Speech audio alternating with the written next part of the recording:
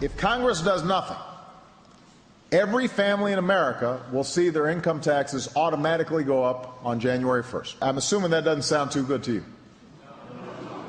That's sort of like the lump of coal you get for Christmas. That's a Scrooge Christmas. Welcome back to the Ed Show. President Obama will hit the road again Monday, bringing his message to the people of Detroit. The president has asked the American people to put pressure on Congress to accept a deal in fiscal cliff negotiations. The White House is pulling out all stops and cranking up the social media campaign. President Obama has been encouraging supporters to tweet with the hashtag #My2K, explaining what a $2,000 tax increase would mean for them and their families. The White House reports the hashtag has appeared in over 275,000 tweets, with Twitter seeing more than 18,000 tweets per hour at its peak. The roadshow, coupled with the social media campaign, is unprecedented.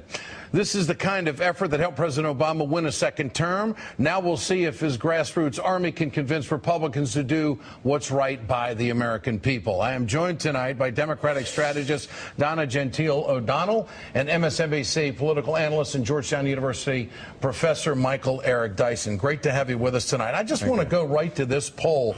This Quinnipiac poll was released today, and it shows the majority of the American people want tax rates to go up for the top 2%. Donna, what about this? I mean, I don't think we can find a poll out there anywhere that supports John Boehner in his position. Why won't he cave? Well, I think Boehner would like to. I think he'd like to do a deal. I think Alan Simpson characterized it best when he talked about the dynamic in the Republican caucus. Boehner's trying to lead, and standing right behind him is Eric Cantor. And these were Simpson's words, holding a shiv, checking out that job. So I think the disconnects in the caucus are reflected by a kind of political opportunism that is presenting itself in a way that's very detrimental to really achieving that kind of a deal. So if that's all correct, then the question is, will John Boehner put himself behind what's good for the country or put himself ahead of the country? I'm hoping it's for the good of the country. I still want to be an optimist in America. Well, President Obama is very firm, Michael, Professor, on the rates. Is he going to get it?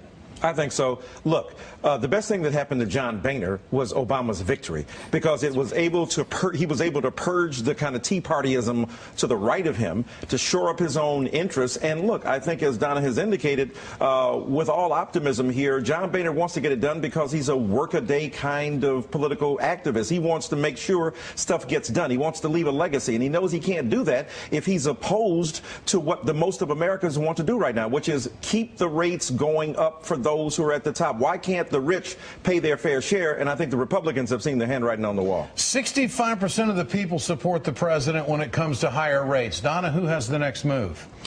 I think that the House caucus has got to permit Boehner to put the cards on the table. The president has been abundantly clear. He's available to be in a compromise, but what he's not going to do is lay those cards out first. So the Republican caucus is going to have to settle themselves with the idea they lost this election. They lost this debate. They can't seem to come to grips with that. Well, you know, this is, you know, Barbara Bush said it best. Move on.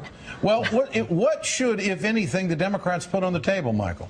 Well, look, certainly not the entitlements, so-called, that the Republicans want to pare back. We know that a family of four making $24,000 can barely make it above the poverty level. Why throw food stamps in there? Why talk about Social Security and talk about the so-called other entitlements that have really provided the margin of survival for those who are the poorest? The rich have got to learn to pay their fair share, and I think that President Obama understands that the wind is beneath his wings and the people of America are behind his back, and he's got to play his card. He's got to stand strong, and he's got to stand tough. He can do some procedural stuff, but nothing substantive when it comes to those entitlements. You think social media is having an impact? Oh, big time. I mean, they're brilliantly using the internet. I mean, they're catching up with rappers and reality stars. So they understand that if you deploy your interests on the internet, Twitter, Instagram, and the like, and Facebook, you can have a huge impact. If Syria, if it happened in the Arab Spring, it can certainly defrost the American winter. Donna, this is where the Republicans are really inept. They have no kind of social networking ground game.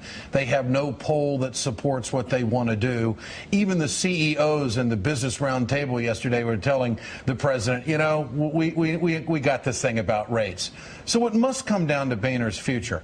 Do you see more and more Republicans starting to peel off in the House. Will this pressure mount? Absolutely. I think we're seeing an awful lot of Republicans already folding privately.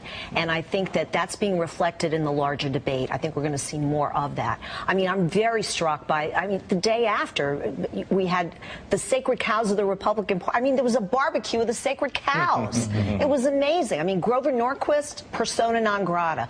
Karl Rove, the rants completely unwelcome in many corners in which he was, star in the Sun King. So I think that as people are feeling that, you're sensing that they really need to rethink in both short term and long term what kind of a Republican Party can they be. Okay, Donna Gentile O'Donnell and also Michael Eric Dyson. Professor, great to have you with us tonight. Thanks so much. There's a lot more coming up in the next half hour of The Ed Show. Stay tuned. We're not going to implement Obamacare in Florida. We're going to continue to push back on Washington, D.C. Add New Jersey and South Dakota to the list of states where Republican governors are still fighting Obamacare. I'll ask Howard Dean what this means for the people. I know you are, but what am I? America's zaniest congressman takes a stand on a cause close to his heart. We shouldn't eliminate the word lunatic. It really has application around this town. And Apple's CEO breaks big news to Brian Williams on Rock Center. We've been working for years on doing more and more in the United States. Next year, we will do one of our existing Mac lines in the United States. Tonight, the story behind Apple's economic patriotism in an era of Bain Capital with E.J. Dionne.